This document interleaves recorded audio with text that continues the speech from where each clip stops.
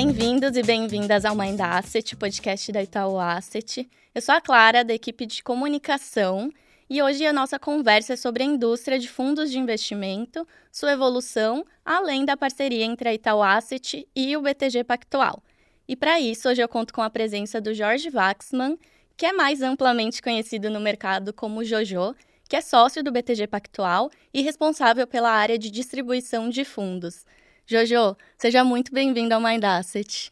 Obrigado, Clara. Obrigado pelo convite, Edu também. É um prazer estar aqui com vocês hoje para a gente conversar sobre fundos, sobre essa parceria e tudo mais. Com certeza. Bom, para incrementar o nosso papo, eu também conto com a presença do Eduardo Torres Casana, que é responsável pela área de distribuição de terceiros aqui na Itaú Asset. Obrigado, Clarinha. Obrigado, Jojo, por aceitar o convite. Acho que é legal estar aqui porque voltar ao mais um Mind Asset. Eu lembro que quando eu comecei a atender Family Office lá atrás, a gente nunca pode falar quando, né, Jojo, para não entregar a idade nem nada. Mas o Jojo ainda estava na GPS, né, que depois agora é a Julius Baer, né, mas um dos principais Family Offices aqui do Brasil. E acho que sempre trazendo muita sofisticação e conhecimento, principalmente acima de tudo, que aí bater um pouco de papo hoje, que acho que é um cara que tem um histórico muito grande aqui da indústria de fundos de investimento e distribuição, então agrega bastante aqui para os nossos ouvintes. Mais um aprendizado aqui para a gente. Com certeza. Então já vou aproveitar essa deixa e falar mais, perguntar mais sobre a sua trajetória, Jojo. Você está aí mais de 25 anos, entreguei um pouquinho aqui no mercado, viveu... Então, 25 tá bom, vou ficar com 25. Aceita? Há mais de 25, ainda deixei aberto. Enfim, né, viveu aqui, né, toda a evolução da indústria de fundos de investimento, então queria que você contasse um pouquinho mais da sua linha do tempo aqui para os nossos ouvintes. Vamos lá. Bom, e Edu, sempre gentil com as palavras. A gente estava falando aqui nos bastidores, eu sou carioca, vim para São Paulo com 10 anos de idade, fiz faculdade de economia aqui na USP e logo comecei a trabalhar no Unibanco, hoje parte do Itaú, então de certa forma tô em casa. Umas colegas nossas, é isso. Alma mater, né? Comecei como estagiário, numa área que deu origem à primeira asset independente do Brasil, que foi o Unibanco Asset Management. E aí, quando isso aconteceu, eu já me formei e já comecei a trabalhar. Trabalhei nas áreas de research, de risco, depois fui para a mesa de investimentos, né? E eu brinco que lá começaram os meus cabelos brancos. Já peguei a crise da Ásia em 97, de frente, era moleque, e sentado lá na mesa de gestão. Depois, em 99, eu fui fazer um mestrado no exterior, pelo Unibanco, voltei, e aí em 2001, quando eu voltei, eu recebi era um projeto, um desafio de criar o que depois virou a área de fundo de fundos do Unibanco. Então, a gente não foi a primeira, o Unibanco era muito pioneiro em muitas atividades, a gente não foi a primeira casa a fazer isso, mas foi a primeira brasileira a fazer em larga escala, né? Então, numa época onde hoje a gente fala de gestores e gestores independentes e tudo mais, na época esse mercado estava começando, os primeiros fundos, né, com uma nova perspectiva ainda, era uma legislação bem anterior à atual, mas os primeiros fundos gestores começando e os bancos, né? Quer dizer, não existiam plataformas de investimento, existiam os bancos, você era cliente de banco, e os bancos vendiam os seus próprios fundos, né? O conceito de plataforma aberta estava assim, era um embrião de alguma coisa, e a gente começou a fazer isso através de fundos. E eu brinco assim, quando eu saí de lá, era uma área de 5 bi, e era disparada a maior área do mercado, né? Quer dizer, eu saí de lá em 2004, o Unibanco se juntou ao Itaú em 2007, e hoje eu acho que é a maior área de fundos do país. E uma das maiores do mundo, assim, é um negócio com espetacular. 250 bi, 300 bi. Exatamente, Né, um pouco mais de 200 bi, é isso aí. Então, a conta que eu faço é o seguinte, eu sou o bisavô, o tataravô dessa turma que toca essa área, porque na época a Aline foi e ela foi transferida, depois Rubens, então a turma que está cá, eu brinco assim, são meus netos ou bisnetos, né? Mas foi muito importante esse começo todo.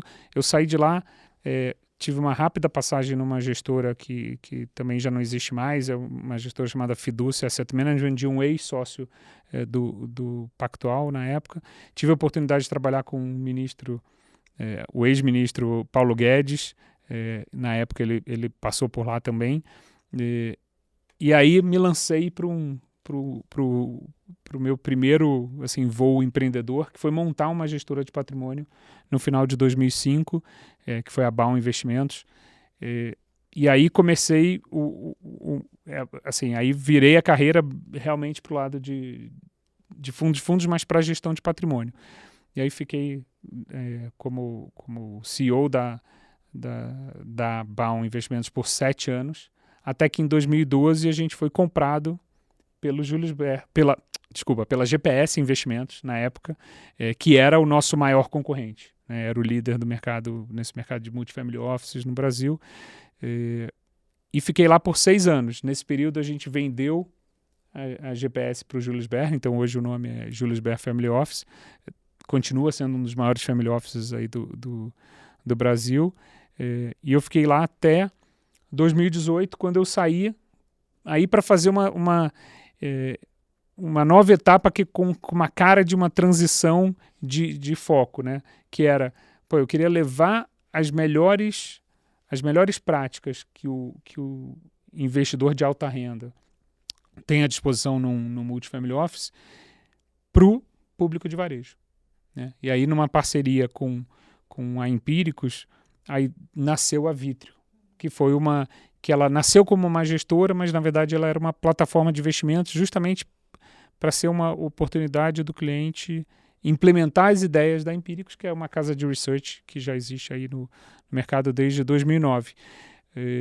E foi um sucesso muito rápido, né? Em pouco tempo o primeiro produto captou 1 bi em pouco tempo, segundo, terceiro, quarto, quando foi ver a gente já tinha 80 fundos diferentes, mais de 120 mil clientes, e isso obviamente atraiu a atenção de vários parceiros, até que em 2021 o BTG adquiriu 100% das operações da Empíricos Research, da Empíricos Gestão e da Empíricos Investimentos, como é chamada hoje a plataforma de investimentos.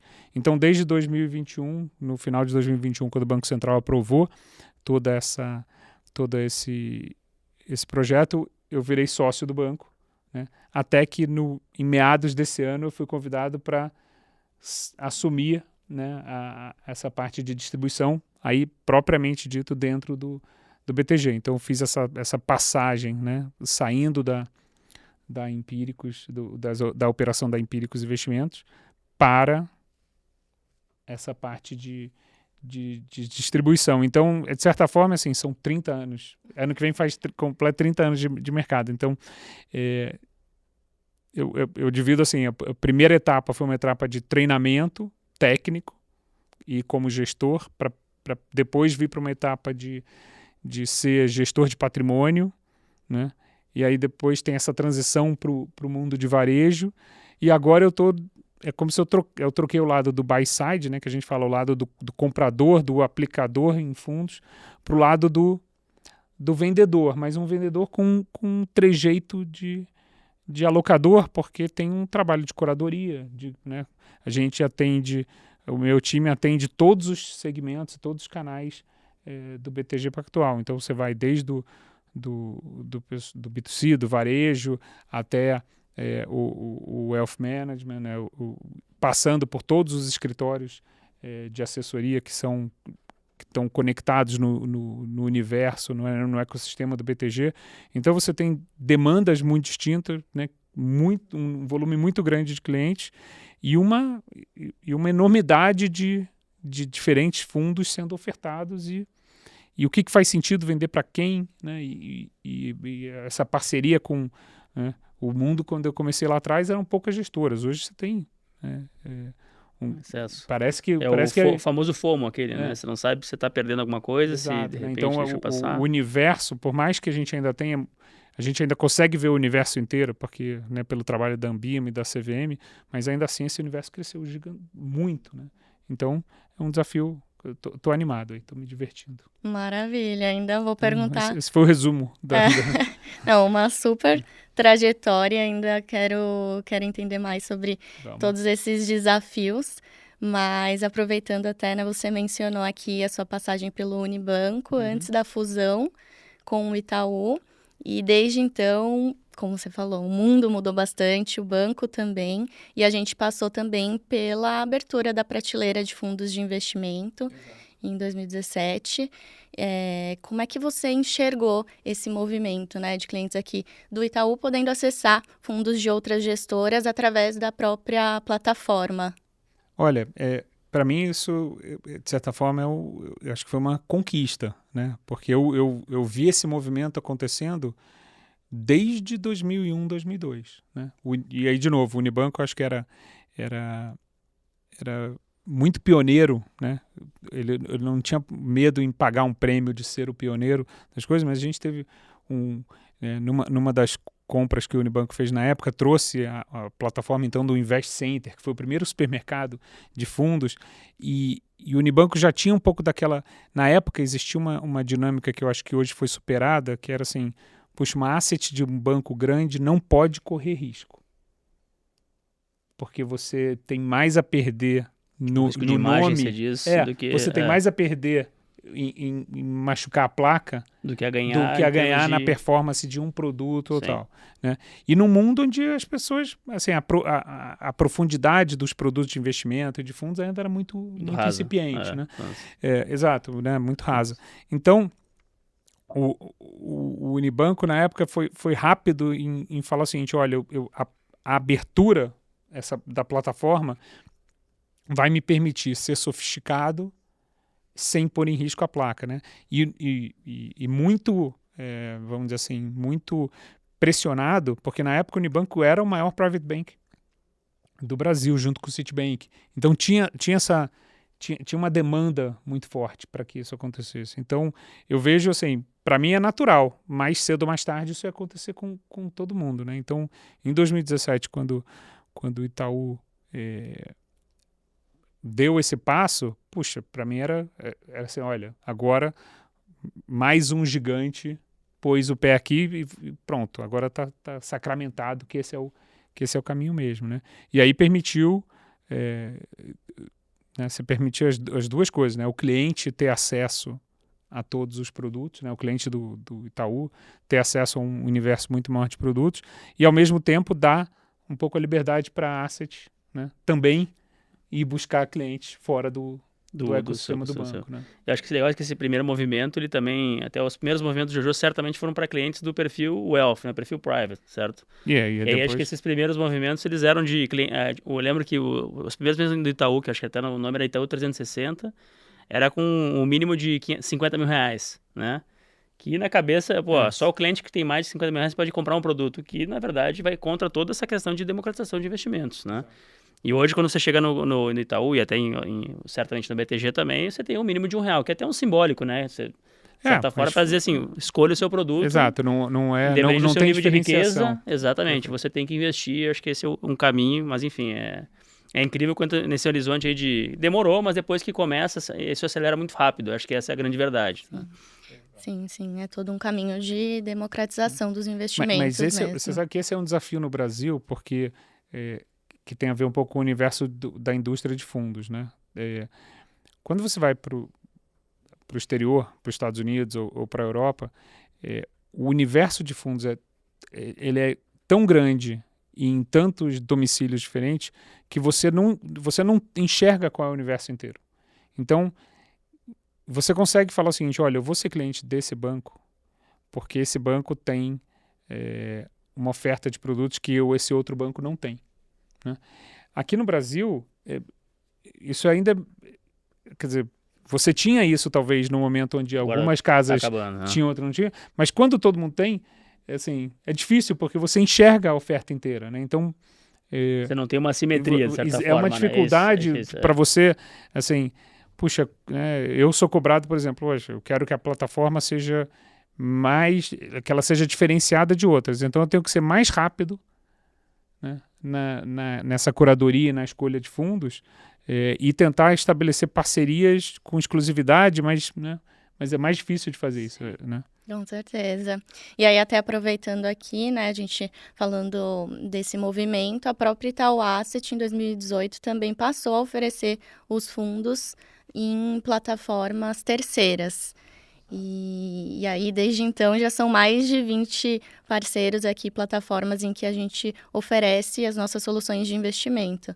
E aí, até, Edu, bom, você esteve na área ali desde o começo, né? Queria entender um pouquinho mais de como é que foi essa evolução e dos desafios aqui, como a gente vem conversando. Legal, eu acho que teve essa transformação, e essa transformação ela é tanto operacional, mas é uma transformação até do mindset que a gente fala, né? De você ter a cabeça para distribuir fundos, né?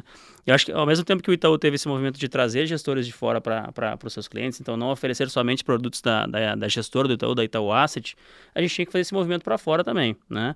E aí a gente começou ele de uma forma mais tímida, vamos dizer assim, em 2018, com alguns testes, né, colocando, e o BTG sempre foi o nosso um dos principais parceiros e um dos pioneiros nesse movimento, né? Então, eu acho que o pessoal às vezes vê assim, não, Itaú e BTG são concorrentes. De certa forma, sim, eu acho que tem uma competição por clientes, mas quando você pega várias frentes, as corretoras são parceiras, os bancos de investimento, o nosso time de crédito compra produtos que são estruturados pelo banco de investimento do BTG e vice-versa, né? A gestora do BTG faz o mesmo caminho. Então não tinha por que, na parte de distribuição de fundos, a gente não contar com o BTG como um grande parceiro. E desde o início a gente teve essa liberdade, né? E obviamente que a gente vai distribuir os produtos que fazem sentido no BTG, né?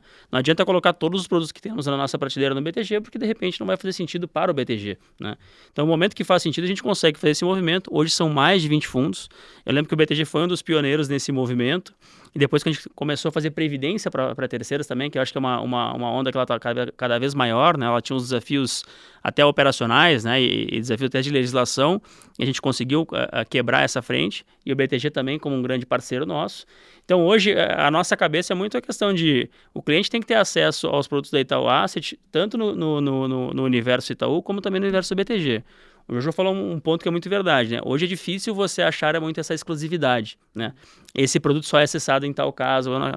Então, acho que conta muito mais o seu relacionamento e a sua capacidade de conseguir oferecer bons produtos para o seu cliente, né? E entender o perfil dele para, como o Jojo falou, às vezes você tem um excesso de produtos e você não sabe o que oferecer, ou o cliente não sabe o que comprar. Então, você tem que ser rápido para conseguir enquadrar no perfil. Esse casamento, disso, né? Que produto você vai oferecer, para qual base, o que você vai tratar, o que você vai destacar, né? Às vezes esse casamento aí, que não é suitability exatamente, mas é esse match, né? entre demanda e oferta, acho que ele é bem relevante nessa indústria. Então, e para nós, o BTG sempre foi um parceiro relevante. E acho que é legal que o Jojo contou a história da Vitro, da Empíricos e BTG, né? Agora, todos com a mesma cara. E eu lembro de distribuindo fundos na Vitro.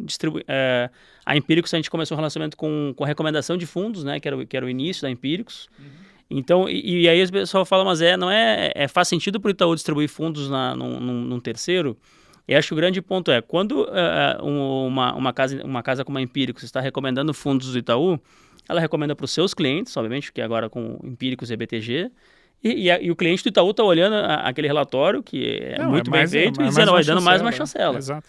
Então, tem uma abrangência, né? Exato. Existe um ecossistema que você ofertar em parceiros terceiros, ele favorece também o próprio Itaú nisso. Então, acho que quando a pessoa pergunta, como é que funciona distribuir em terceiros, existe aí, obviamente, um crescimento até para a própria instituição. E eu acho que é esse lado que muita gente, quando questiona, não vê, né? E é isso que é importante. A gente brinca assim, a Empíricos Research tem mais leitores do que a Empíricos tinha de clientes, né? E eu acho que ela tem mais leitores que, se você somar todos os jornais impressos, né? Ela ganha mais, chegou a 400 mil clientes. Então, assim, você tá ali, tem uma abrangência muito mais forte do que as pessoas, do que as pessoas imaginam, né? Mas eu acho que é bem isso, né? Quer dizer, eu cheguei agora nessa função no BTG, quer dizer, já tinha essa parceria bem instrumentada, então para mim foi muito bom, porque eu sou comprador, né, o alocador em fundos da Itaú Asset, assim, desde a época da Baum, né, a gente já em outros desenhos de estrutura de asset, né? Mas a gente sempre quer dizer, fez parcerias aí em determinados produtos. Então, para mim é uma continuidade. Legal. E aí, olhando desse lado aqui, tem desafio para você em termos de escolha do produto? Como que vocês funcionam internamente olhando a prateleira da Itaú Asset com esse chapéu, né, de distribuição para os clientes do BTG? Acho que assim, quer dizer, nessa função de BTG, olhando Itaú, acho que tem 2 desafios, né? Um desafio, vamos dizer assim, institucional e um desafio técnico, né? O desafio técnico, ele assim, às vezes eu vou visitar um gestor, o gestor é um monoproduto, ele tem um único produto, né? Então, puxa, você tem que entender o produto, você tem que entender a solidez da casa, a qualidade do time, a capacidade, de fato, daquele caso entregar resultado, mas normalmente está direcionado ao CPF das pessoas, né? Quase assim. Mas eu não tenho dúvida de qual produto eu tenho que ir lá olhar. Posso gostar ou não, né?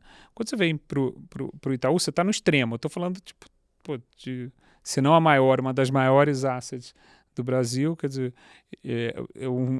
um coletânea de CPFs, né?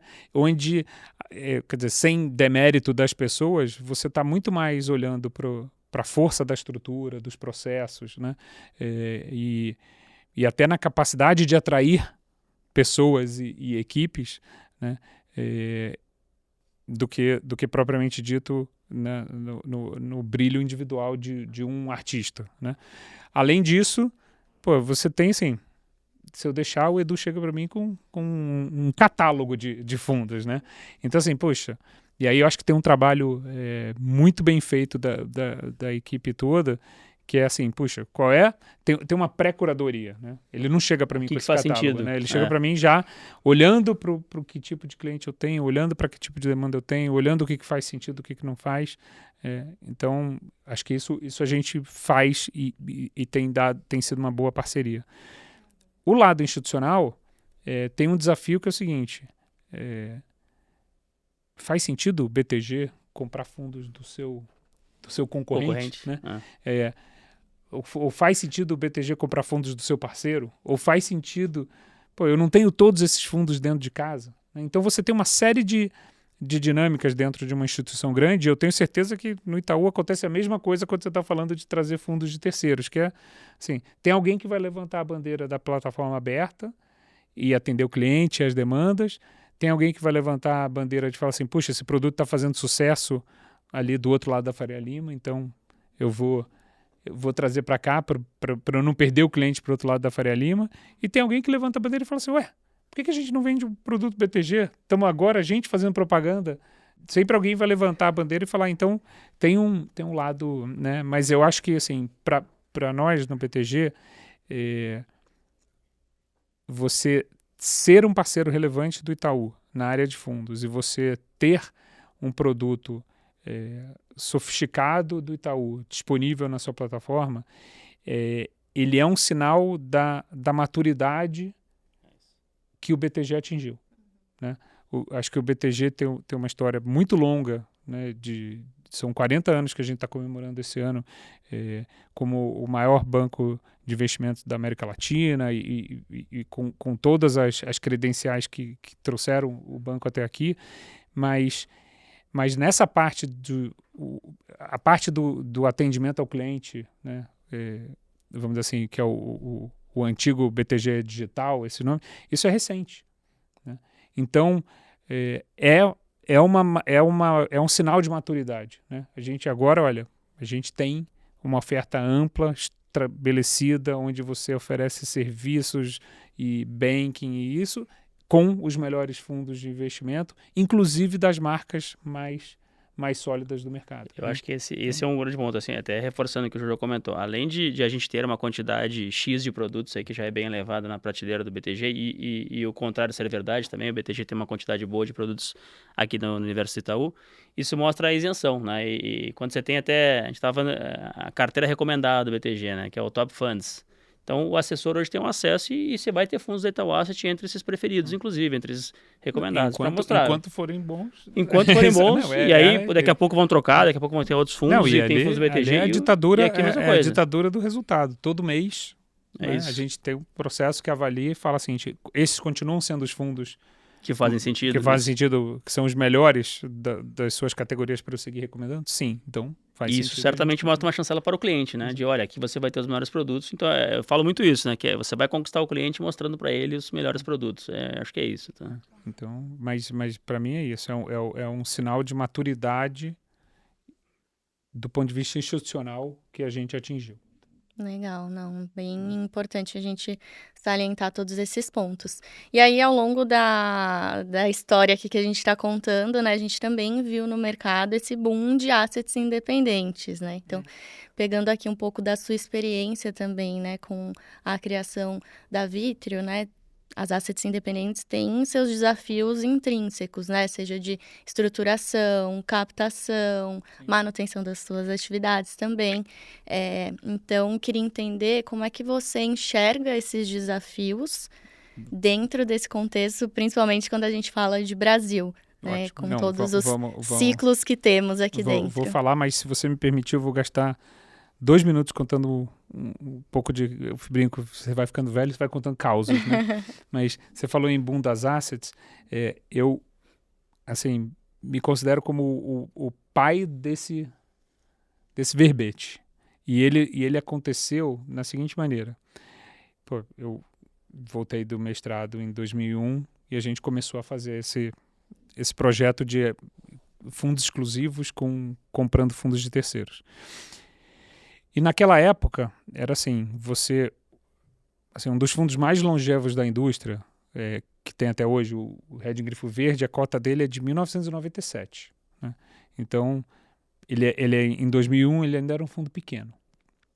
Ele tinha performou bem lá durante a crise de 97, 99, mas depois, quer dizer, ele ainda era um fundo razoavelmente pequeno. Para a gente ter uma ideia de tempo, né? Muitos fundos já nem existem mais. Tal. E muitas dessas gestoras... Ali foi um primeiro movimento de surgimento de assets independentes, veio ali. Né? Você tinha um movimento que era... você tinha muita gente boa, competente, que trabalhava em tesourarias de banco, que tinham ganhado dinheiro e as tesourarias de banco estavam diminuindo suas estruturas, especialmente os bancos internacionais saindo. Então você tinha um monte de gente boa que foi a primeira onda de abrir fundos. Então você tem casas como a Gávea acabou de completar 20 anos, a NEL acabou de completar 20 anos, está tendo uma onda de casas completando 20 anos que são aquilo ali, 2001, 2002, 2003. Então a gente começou a fazer, a gente era um dos primeiros, a gente literalmente fazia due diligence de todo mundo. E uma bela tarde a gente foi visitar um gestor pequenininho, um escritório em Pinheiros, e os 2 gestores não estavam lá, mas estava um garoto que nos atendeu, recebeu, né? E na época eu era mais jovem, a gente era muito Caxias, as reuniões eram independentes, sabe? Eu entrevistava as pessoas, era quase que uma investigação, assim. E eu falei assim, qual é a motivação dos sócios para montar esse negócio, né? E aí ele falou, olha, os sócios perderam o boom da internet e não querem perder o boom das assets. Ele falou essa frase. Aí eu participei, acho que algumas semanas depois eu participei de uma palestra. E eu falei isso, contei essa história. Né? Eu falei, olha, então assim, porque né, aquele trabalho assim, como é que você avalia, eu lembro assim, os meus colegas de bancos estrangeiros pegaram o manual de Fund of Funds e tropicalizaram ele, né? Traduziram, e era assim, histórico de 5 anos. Ninguém tinha histórico de 5 anos. Então a gente ali estava muito no lado artístico do negócio, que era, como é que eu transfiro se esse cara era bom numa tesouraria para saber se ele continua... Não, eu não tinha histórico de cota. Então, era um pouco do feeling, de você entender a dinâmica de cada um. E aí eu falei isso numa palestra. Eu falei, olha, contei essa história. Aí, algumas semanas depois, eu estava assistindo uma palestra e alguém contou essa história. Aí eu falei, pronto, viralizou. Né? E, de fato, assim, a gente... Então, lá atrás teve esse boom das assets e, recentemente, eu acho que a gente viveu um novo boom das assets. Né? Aí, desde 2016, 17, 18 para cá. E o fato é o seguinte, independentemente do número das dificuldades do mercado, a sensação que a gente tem é que não param de nascer novas assets. Né? Mas isso dá, eu acho que, uma falsa impressão de que isso é muito fácil. né? Porque o que eu vejo de lá de trás para hoje é o seguinte: a barra para você, que você tem que atingir para abrir uma nova asset, ela não para de crescer, né? Ela não para de crescer. E falando quer dizer, para ir direto à tua resposta, atualmente a gente tem um aumento importante do lado da legislação, e agora com a nova instrução CVM 175, que um pedaço dela entrou em vigor agora em outubro, um pedaço entra em vigor talvez abril ou talvez mais para frente, mas com certeza durante do ano que vem,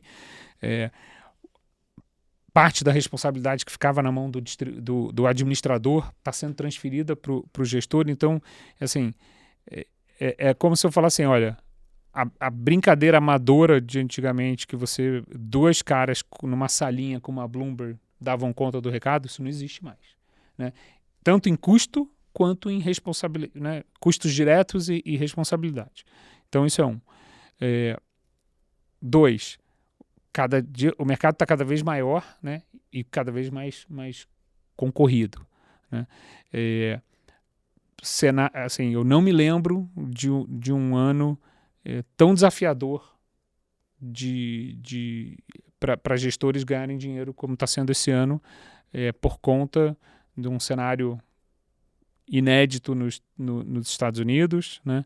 Um cenário difícil para o Brasil, né? A brincadeira no mercado é assim, o otimista está perdendo dinheiro, o pessimista está perdendo dinheiro, está todo mundo, né? Tá todo mundo perdendo dinheiro, fundos de ações já sofrendo talvez mais de 24 meses de resgates recorrentes, né, negativo, né? Fundos de crédito passando por fundo de crédito, tiveram esse ano, né? Alguns eventos voltou, tiveram em 2019, tiveram esse ano, multimercados talvez na sua janela mais desafiadora, mudança, né, as vésperas aí de uma reforma tributária que quer dizer, que na pior das hipóteses traz dúvida e deve impactar também mudança de veículos. Então, assim, e um modelo que, assim, lá atrás, quando você começou a falar, os family offices, era uma época que você vendia, se você não fosse vender fundos para sua própria base, você ia vender fundos para 10 investidores institucionais, ou grandes bancos ou grandes escritórios, né? De lá para cá, o shift para o varejo, né, essa mudança para o varejo com o aparecimento de plataformas e inúmeros escritórios, muda completamente a dinâmica, né? Você tem agora 200 interlocutores e não mais 10 interlocutores. E cada um com um perfil diferente, com uma necessidade diferente, você não consegue padronizar. Com um modelo de incentivos diferente do que o modelo anterior. Então, assim, isso também eu acho que traz para o mundo de fundos, assim, essa é a tempestade perfeita que eu tenho visto que eu tenho visto esse ano, e isso está refletido aí vamos dizer assim, na captação negativa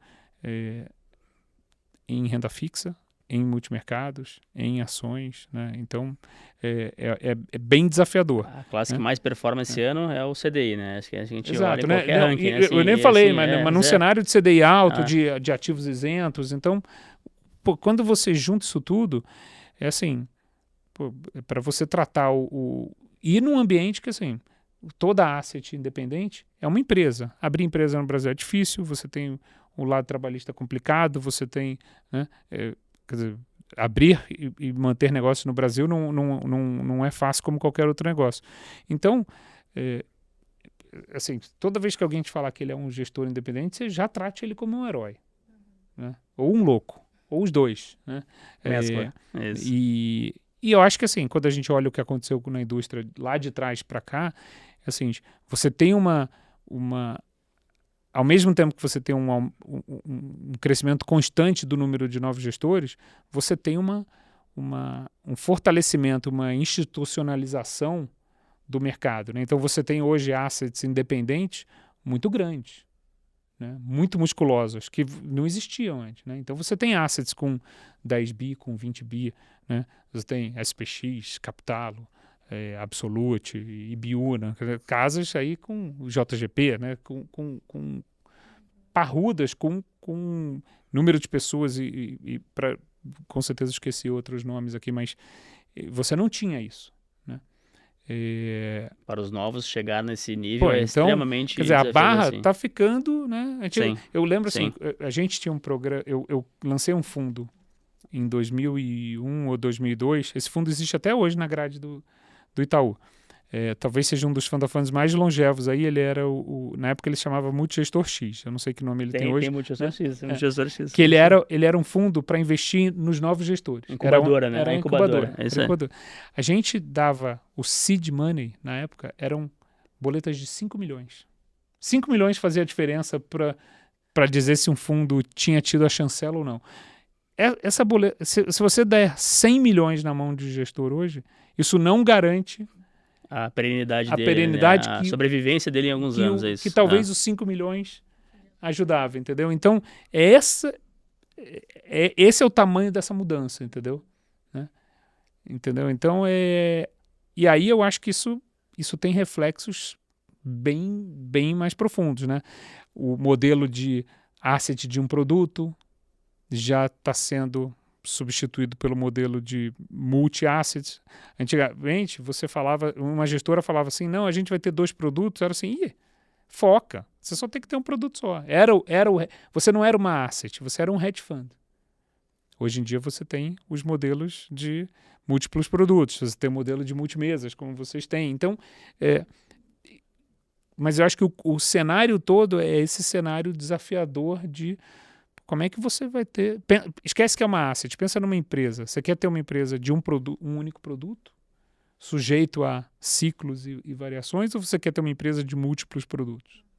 Então, acho que a evolução dos últimos 20 anos é nessa direção. Vou aproveitar até o seu gancho e falar sobre o nosso multimesas, né? Foi em 2019 que a Itaú Asset deu vida ao Multimesas, que funciona basicamente como uma holding de assets independentes.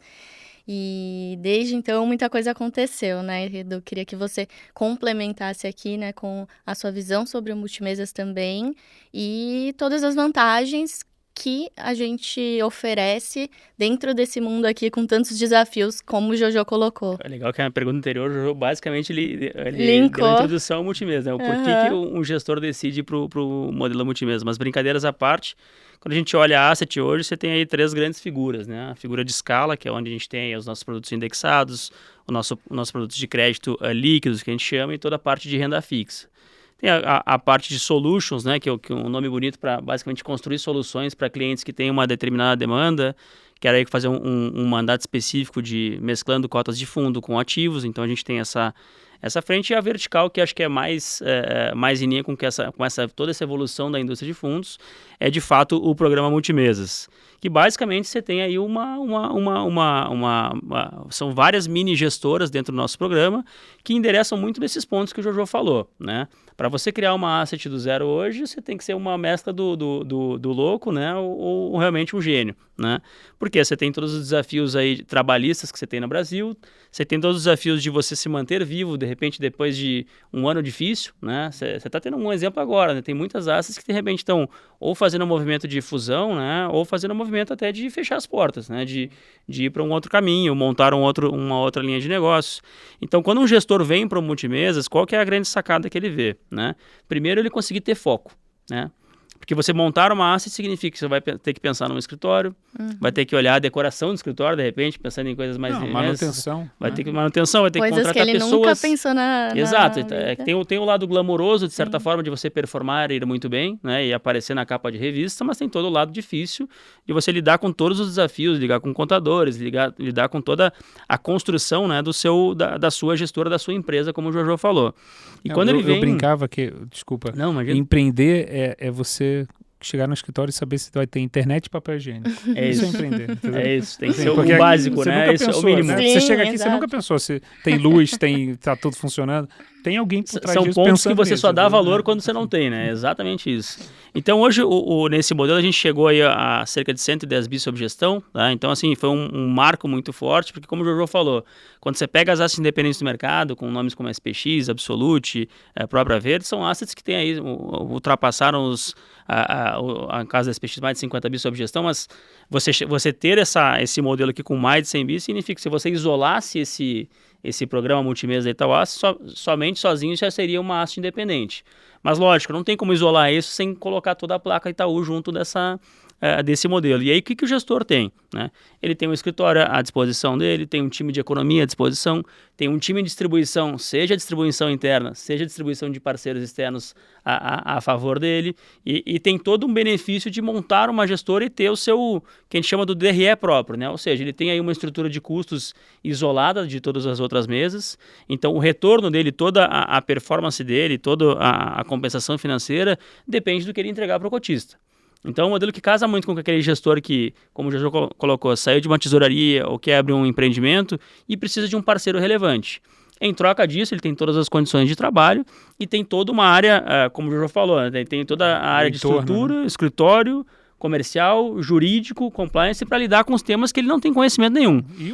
E tem um intangível, né, também. Quer dizer, você está dentro de um ambiente, você tem acesso, você tem... Exatamente. Você consegue aproveitar a escala do Itaú de falar com uma quantidade de provedores, seja locais ou principalmente internacionais, né? E acho que a prova disso, recentemente, o Itaú fez a contratação do Bruno Serra, ex-diretor do Banco Central, passou em um garden leave longo depois da saída do Banco Central e certamente falou com vários parceiros, né? Ele poderia ter ido para outro parceiro, certamente. Acabou, e deve ter considerado montar Exatamente, montar ele sozinho. Com certeza né? montar sozinho e deve ter colocado você fala com ele, certamente elencou todos esses pontos que o Jojo comentou como dificuldades versus benefícios, né? Então, para a felicidade da Itaú Asset, acho que é uma aquisição de grande nome, bem como todos os outros 150 profissionais que trabalham aqui nesse programa de multimesas. Então, acho que acabou sendo um grande programa de construção de talentos.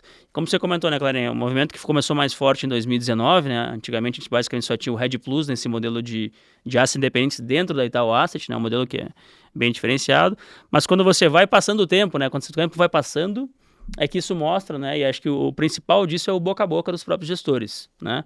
Que acaba sendo um círculo, de certa forma, muito pequeno, né? A gente fala do círculo da Faria Lima e do Leblon, né? Logicamente, você tem outros grandes gestores em outras cidades, mas uma concentração muito grande nessas duas cidades, nesses dois círculos, mas acho que o grande ponto é conforme o tempo passa, os fundos apresentam ótima performance e você tem aí um feedback dos próprios integrantes desse ecossistema, você consegue ter aí um repertório para trazer mais gente e, de fato, você gera um ciclo positivo para o modelo, né? Mas, de novo, é um ano difícil, né? É um ano de que a gente está vendo mais resgates do que entradas, né? É um ano que a gente precisa passar, mas até por isso, né, você estar com um grande parceiro te ajuda até nesses anos mais difíceis a ter perenidade e uma sobrevivência de longo prazo. Tá? E o Jô concorda com toda essa visão? Eu concordo. Aqui. Assim, se você... É que a gente olha... Parece que é tão óbvio, né, e tão fácil, mas se você pegar até a própria experiência do Itaú, quer dizer, o Itaú também passou um pouco pelaquela dinâmica que eu falei do Unibanco lá de trás, né? Puxa, quero ter um produto mais arrojado, não quero, né? Até, e assim, boa parte da asset do Itaú, quer dizer, depois da fusão com o Unibanco, originou dos mesmos profissionais e tal. O Itaú, depois que comprou o Bank Boston, veio com o projeto da Quineia, que era uma tentativa assim, vou fazer uma asset externa, onde eu sou sócio, né? Aquilo era um modelo, uma tentativa. Demorou para burro até que a Quineia hoje é um espetáculo de sucesso, né? Mas, assim, não foi uma trajetória... Quem olha hoje parece assim, óbvio, né? Era do Itaú. Assim, demoraram para quebrar pedra, para achar o modelo, para abrir portas dentro do próprio Itaú e depois para se justificar fora. Mas, é um modelo... Aí você fala assim, puxa, se deu tão certo, por que não faz outras? Porque é difícil para burro fazer. Né? Você tem que ajeitar, achar o time certo, né? Então tem um mérito enorme do VR e de toda a equipe lá que está lá e de turma que já passou por lá. Aí você vem para o modelo de multimesas. Red Plus, né? Teve seus momentos de glória, teve seus momentos difíceis, teve trocas de equipe, né? Mas hoje parece ser o modelo das assets, né? Grandes, né? E assets de banco, né, ligadas a bancos, é um modelo onde você vai chegar para essa equipe, né, e vai falar o seguinte, olha, eu tenho uma combinação para te atrair. Né? Porque do outro lado o cara está com a fantasia de eu vou ser dono do meu próprio negócio, eu vou ser dono do... Não quero interferência. Eu vou ser sócio, eu vou ser dono. E assim, isso é bonito, né? Mas quantos... É igual, eu brinco assim, isso é igual o sonho de jogador de futebol. Agora, quantos Neymars a gente tem e quanta turma que está na 4ª divisão com 2 empregos e jogando bola com chuteira furada? É que você nunca vai... Não nunca, mas dificilmente você vai escutar uma asset falar quebrou. Asset não quebra. Né? Mas se você tivesse como medir assim, quantas assets tinham um plano de ser grandes, enormes e bonitas e hoje são assets de poucas pessoas cuidando do seu próprio dinheiro. Né? Então, que é a turma que ficou, né? E não tem nada a ver com competência, tem só a ver com ter captado ou não ter captado. Então acho que assim, é um desafio, né? E eu vejo no modelo, quer dizer, eu vejo esse modelo do multimesas do Itaú e de outras casas que têm modelos semelhantes, até o próprio a asset do BTG também, né? Atraiu equipes, também tem um movimento, né? Tem diferenças nos modelos, mas tem um movimento parecido, né? O BTG tem sociedade em algumas assets externas com uma cara talvez mais parecida com o modelo da Kinea, mas aqui tem um desafio que é o seguinte, como é que você atrai e mantém as equipes, né? O próprio histórico do Itaú é assim, pô, criou várias equipes, mas se você olhar no mercado, você já consegue falar, ó, essa daqui veio do Itaú, essa daqui veio do Itaú, e são casas que já estão aí, né, consolidadas e, né, umas deram certo, umas deram menos certo, né, mas, então assim, e parte do processo vai ser esse, quer dizer, desses 150 profissionais, vão ter alguns que vão ficar para sempre, vão ter alguns que vão tentar, quer dizer, usar isso daqui como algo intermediário para um outro, e vão dar certo, tem uns que vão usar como trabalho e não vão dar certo, mas acho que é parte do... Eu acho que é muito também do desejo de alguns, né? Tem profissionais que por mais que estejam felizes, vão dizer, não, eu quero ter o meu próprio negócio, até às vezes não é nem questão financeira, é questão mesmo de ego mesmo, né? De eu quero ter o meu... Não, e é assim, eu acho que o estágio atual é um estágio onde acho que favorece, né, o modelo atual favorece esse modelo, porque estamos numa fase de institucionalização, estamos numa fase de dificuldade de atração de equipe e de, assim, você ter